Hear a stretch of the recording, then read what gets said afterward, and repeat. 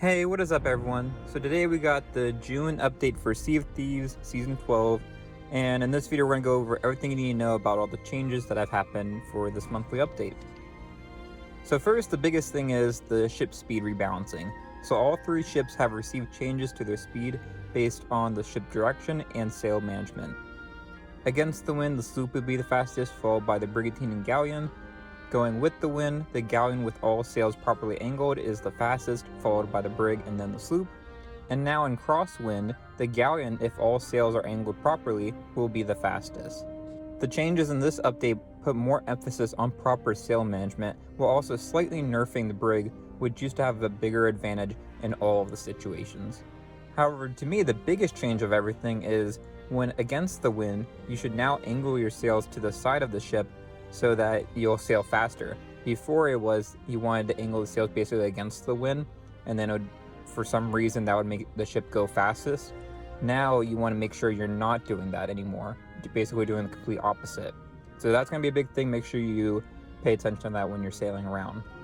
Next, we have a lot of rebalancing with the double barrel pistol to try to make it more useful and try to get people to actually use it, because it's kind of been a bit unpopular since it was released at the beginning of the season. So now the double barrel pistol will have increased damage for both the charge shot and the regular shot. It will have decreased time to charge a shot. It will have more accurate hip fire, and it will take less time to reload. So all great things across the board. I'm interested to see if this will fix the clunkiness that it feels like with this gun. I'm interested to start testing it out a little bit more. And I think the idea they're trying to go for is to have a little bit of an alternative to the sword, blunderbuss, or sword and pistol meta. It's trying to just change up a bit, so hopefully this helps with that. Next, with Season 12, we got a whole bunch of accommodations under the war chest part of the build drat accommodations. And these were pretty high requirements to be able to unlock them, and it just didn't really work out the way that they were intending. So a bunch of these accommodations have been rebalanced to have lower criteria to unlock, so it should result in progression being a lot faster. Next, we have some improvements to hit reg, which has always been an issue in the game. Now with this update, there has been some improvements for fighting AI threats like skeletons, phantoms, and ocean crawlers with ranged weapons, so you should find that it's a little bit more accurate now. So that's always a good thing. Interested to see when we start seeing that in terms of the PvP aspect of the game. Some other updates we have is now you can access the pirate log from the front end menu. I don't really know why anyone would want to do that, but you know, it's a good alternative if you don't want to use your phone to go on the Sea of Thieves website or just load into a game to find it. So that's cool there. Moving on, when you report a player now, you can scan a QR code, which will take you to the Sea of Thieves website. So this should hopefully be a little bit faster for especially players that are on console, and they can just scan it with their phone and do the report from their phone. Finally, PlayStation voice chat should now show properly for crewmates or alliance members.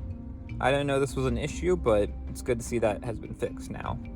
Looking at the Outpost Shops, we have the new Ocean Crawler swords and the Crustacean Courtly jacket, which have both been added to the Outpost Shops. We also got the Gold Hoarder boots, which have now been added for players that have reached level 65 for the Gold Hoarders. So you can check those out. I think right now they said they're in the Outpost shop, and eventually they'll be moved into the Gold Hoarders shop.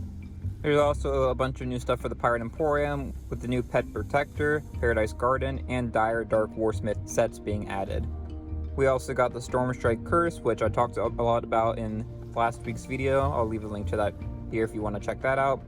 That's been a bit controversial, having another premium curse added to the Pirate Emporium. And then finally we saw the return of the Baleful Bloom costume, which was a previous Plunder Pass costume. Also in this update, that Baleful Bloom costume, the built-in emote from that, is this month's free emote. I don't really like that because, you know, a lot of us already have unlocked it, so it's not like an actual new emote for us to get for free. But if you don't have this costume yet, you can find this free emote on the Pirate tab in the Pirate Emporium.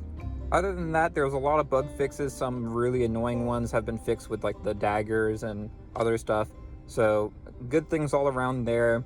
Outside of the ship rebalancing and the double barrel pistol, there wasn't too much to talk about with this update, but I'm interested to see how those two big things that have changed affect the meta of the game. But that's all I have for this video. If you enjoyed and you found it helpful, it'd be great if you hit the like and subscribe. And until next time, thanks for watching, and I'll see y'all later. Bye y'all.